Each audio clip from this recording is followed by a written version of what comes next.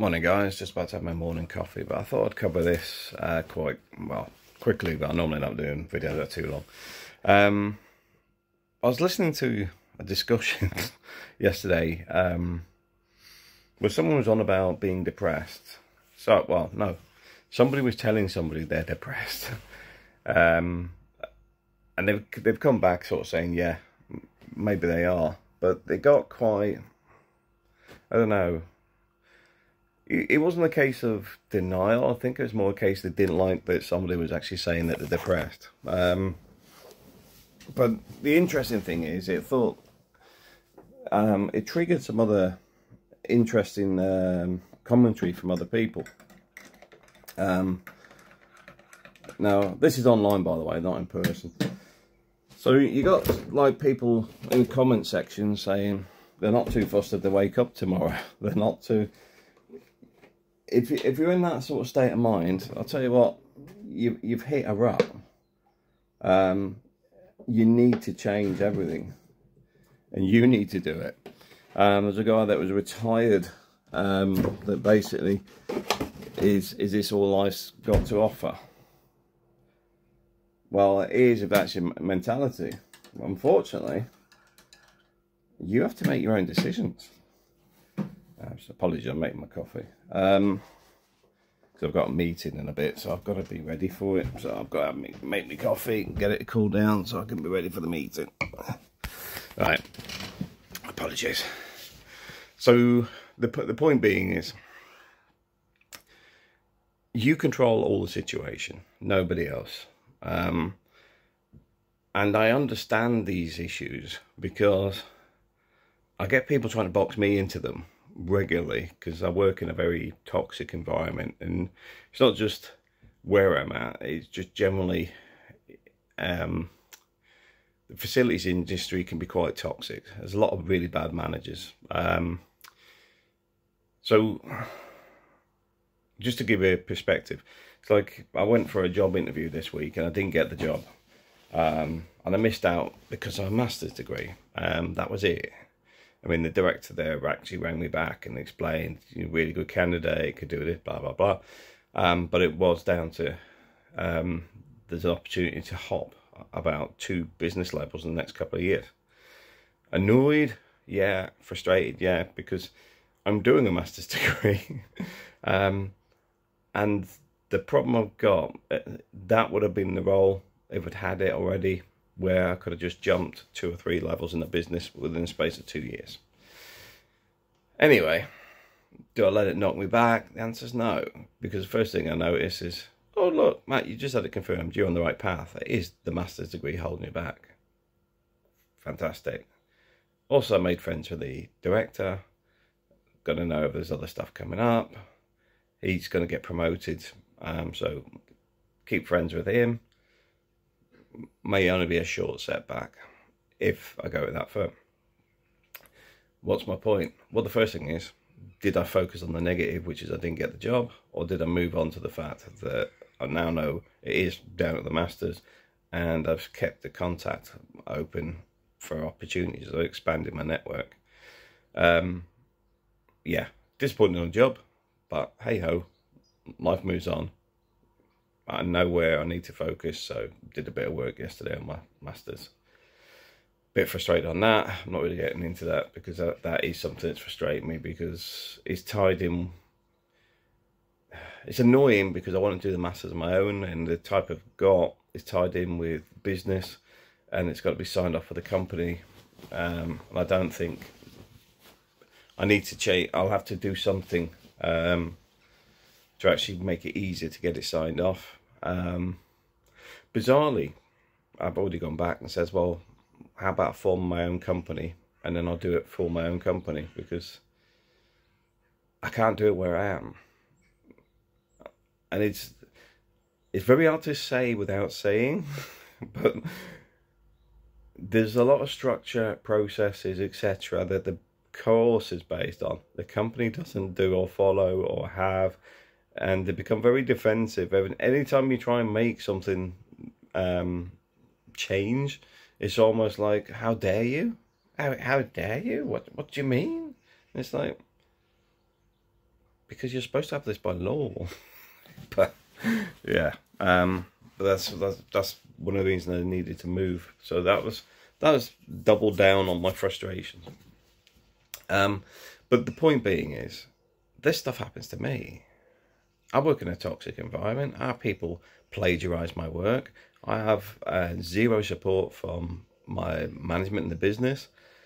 In fact, they support the client in not only steals my work, because they'll say things to me, but then sit there and say nothing in front of the client, yet they've created a block between me and the client, so that I actually don't say things like, stop stealing my work.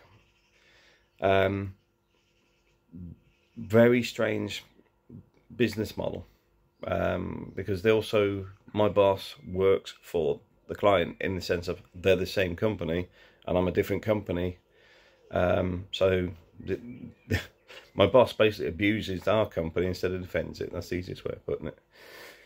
But do I let that bother me? Do I let this lock in and sit there getting frustrated, going, right, I'm stuck here, I'm just paying the bills, life's so short, my life's going nowhere? No, absolutely not. I get frustrated and then I ping pong. I start trying to find ways out of it. The course is the way out of it. My contacts, my network is to find another job. You ping pong. You do not sit there and dwell. Move on. Find something else. You're not going to fix it. I'm actually, I think, the longest surviving person there now, beyond somebody that is a problem in the business. Luckily, I don't even need to see or speak to her anymore. She's vile. But for me, 2 years, I'm the longest serving person in the business. Definitely for the South. That shows you the state of the company. Is there anything positive I can say about the company? No. In all honesty, no. But like I said, I could dwell on it, or I'll move on. And I'm moving on. And that's the key to it, is you don't lock yourself in this stuff. If you're not, this is why I find it a bit frustrating when people go, oh, I'm in my 40s, this is all life's got. It's like, well, that's all the effort you put in. I remember I think it was a counsellor. He was doing, it was in Richmond in Surrey. And it was an expensive area. So he just rented a room there. But he bought a house in Malvern. Because he saved up his money and then just bought the house. So he's done the equivalent of what I've done in Spain. But he did it coming out of Surrey. There is always other options. This is the thing. It's the same even when I was up in Worcester, housing can be a little bit expensive there. Not all of it is, but areas that are not, I would want to live. But a friend of mine, he bought a farm in Wales and moved there. Don't get me wrong, I'm sure his work is a bit remote like everything else. But he's got a small farm instead of a terraced house or something. It's all on your mindset and what you want to achieve. If you think life's just going to carry you through, it will do, but it's not going to put any effort in. It's going to say, go to work, pay your mortgage or your rent, buy a car, lease a car, pay the bills, get a credit card, pay the credit card. Because it's not about you owning anything. This is why people keep going on this. There's a Davos where they keep going on about you will own nothing. Hamster wheel. You go and work, you shut up, you put up, because you don't own or control anything. Just think, if you have no mortgage, how much more control of your life you've got. You think, I hate work, I'm going to go part-time. It's doable. Lots of things are very different when you don't have this big burden over the top. And that's the point. If you're feeling locked in, you probably are, because I'm locked in with my mortgage at the minute. But it's getting there. My focus is not complaining about, oh, I can't live in Spain full time. My focus on, I need rid of the mortgage. That's why I keep bringing it up, because that's the focus. If I suddenly get a magic bonus for something, I'll be stacking everything on the bonus. Is going. Sorry, on the mortgage, it'll be going. But these things are sort of tied together. This is where people are drifting. They get into a rut. They're getting into a cycle where things don't seem to be going anywhere, because you've lost your focus. You've lost your motivation. You've got to create it. Before, you may have had, you know, because I always found it weird with people with football, you know, that are obsessed with their football team, because I've never had an interest like that. I did do it, well, I do actually basketball, but I don't follow it as much as I should do. But that's their motivation. That's why they looked forward to going to football games on the weekend, because their working week was crap. You need a motivation. You need to be doing something. So my point being is, you control your destiny, no one else. You're responsible for it. You're going to make it happen.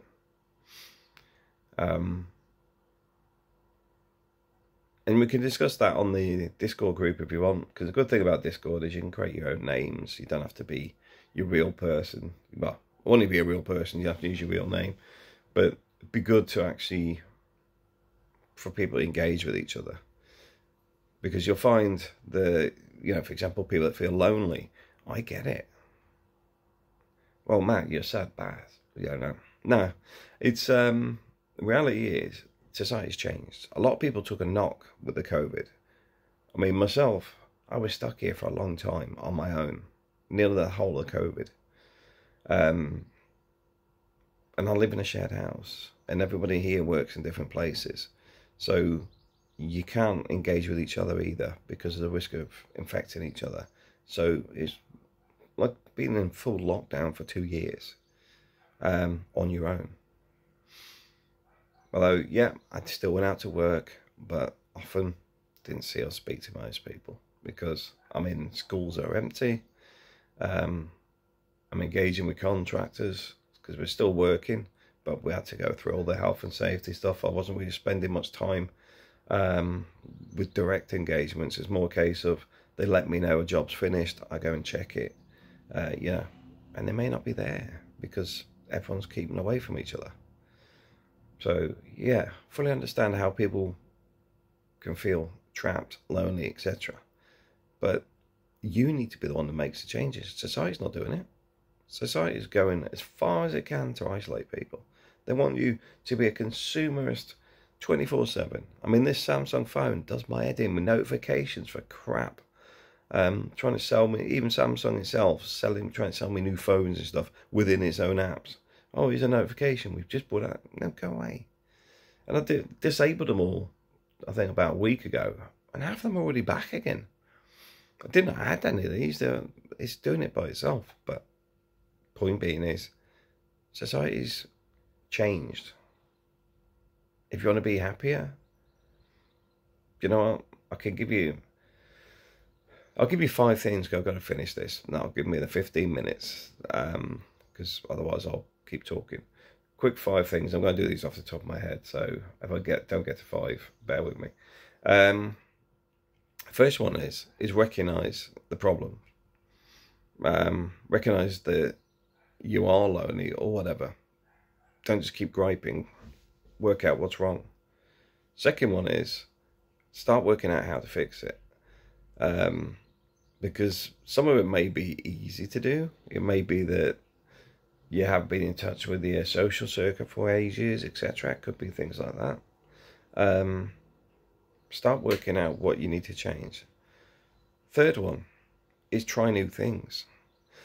Reality is, you're probably going to gain new friends by doing things like, well, you're 40 plus, joining the photography club, joining various groups that you haven't even looked at before. Just try new things. Literally just put yourself out there, not knowing what the hell the thing is, and just try it. Firstly, doing it that way, you may pick up a new hobby, but secondly, you may make new friends. And thirdly, you've got a motivation back. Fourth, travel. Travel is a key one, and it doesn't matter, you know, go, oh, I haven't got the money to travel, because it's all, you know, as soon as I see this stuff, some people are so like straight away like, ah, oh, I'm not going to do it. Yes, you can. You can do the Dublin trips, Stuttgart or whatever, weekend city hops, all that sort of stuff, just to get started, you know, get a bit of a travel bug, experience new things, and meet new people. You'll make new friends. The fifth one is maybe have a look at your personality, because it may be you as well.